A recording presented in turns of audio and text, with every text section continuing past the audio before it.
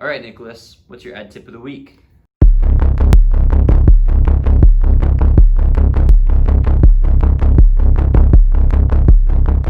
This week, I'm talking about the bottom of the funnel. So over the last 2 weeks, I've covered the top of the funnel and the middle of the funnel. So now we're gonna bring it full circle and complete our Facebook ad structure.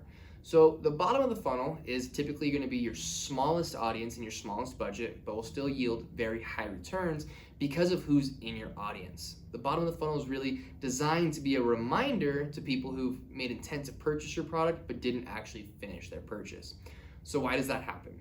Let's use an example here. So let's say John is sitting here in the dentist office. He's getting his teeth cleaned, right? When people are sitting in the dentist office, they're waiting, they're scrolling Instagram, they're on their phone, scrolling. Maybe they click on an ad for something like this candle or this watch. They go and they're about to make their purchase. The dentist comes out and says, "Hey, John, come on back." John is not gonna say, "Hey, wait a second, I'm about to buy this candle." That's not gonna happen. Instead, John's gonna close his phone, he's gonna go get his teeth cleaned. That candle is not gonna be in John's brain for a while until he sees a reminder ad in your bottom of the funnel. So what the reminder does is says, "Hey, did you forget something? Hey, don't forget your purchase. Hey, don't forget your candle." Or, "Hey, don't forget your watch. These are going fast." All the bottom of the funnel is it's a reminder ad to people who've wanted to purchase your product but for whatever reason didn't. So now that we know why that happens, we can talk about how we actually make this happen on Facebook. So with our top of funnel and middle funnel campaigns, typically we'll use a conversion objective on Facebook, but when using the bottom of the funnel, we'll also use the conversion, but we'll also start to implement the catalog. The catalog is a tool that Facebook has that is tied in with your pixel, so we can track exactly what products people are viewing. So let's talk about this watch and this candle again. So with Facebook pixels, you're able to know that this product was seen by John. So now when John goes back on Facebook, he already saw this product, added to his cart, but didn't purchase it. We're able to serve him an ad with a picture of this candle and say, "Hey, John, don't forget your sugared birch candle. We only have 3 of them left. Come back and make your purchase. Hey, John, sick of having a digital watch like your Apple Watch? Come back and get one of these cool movement watches today."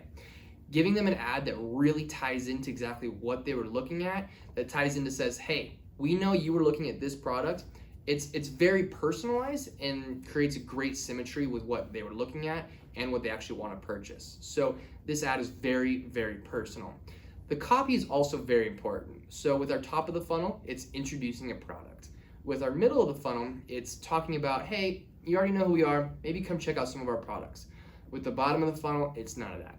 Bottom of the funnel is very, very salesy and says, "Hey, you need to come buy this product," plain and simple. It goes directly to the product so they can go back and complete their purchase. So with the bottom of the funnel, all it is a reminder, and if you're not using that, you're missing out on a lot of opportunity with those abandoned carts. Curious to see exactly how many abandoned carts you have? Go look at your analytics. See what people are adding to the cart but not purchasing. You'll actually be able to start to see how many missed opportunities you have. Typically, with websites, we'll see a lot more abandoned carts than you'd think. But when you start adding in these bottom of the funnel campaigns, you'll start to see that the abandoned cart rate drop significantly because people are going to come back and actually complete their purchase. There you go. That's my tip of the week.